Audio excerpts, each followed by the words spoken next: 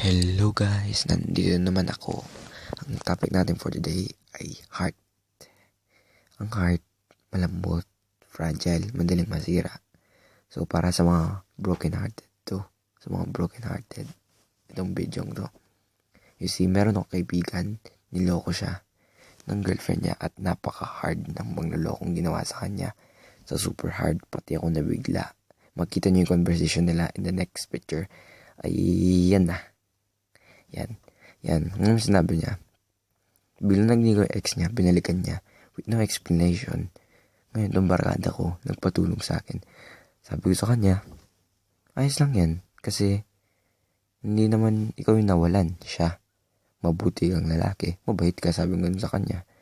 Sabi niya sa akin, sige, sabi niya, try ko siyang kalimutan. Sige, try mo yung best mo, kalimutan mo, sabi ko.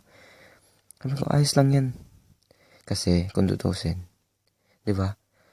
Siya, nawalan siya ng babaeng hindi siya mahal. Pero yung babaeng yun, nawalan siya ng lalaking nagmamahal sa kanya ng totoo. Kaya, hindi naman yung kawalan para sa barkada ko. Sabi ko sa kanya, ayos lang yan, sabi ko. Makakahanap ka, sabi ko. Pogi ka naman, sabi ko ganun sa kanya. Makakahanap ka. Sa mga babae, ganun din. Maganda kayo. Marami magliligaw sa'yo. Kaya, sa lahat ng broken hearted, tandaan nyo, move on. Hurting yourself won't change anything. Kaya yun, huwag nyo nang isipin yung past nyo, kalimutan nyo na lang.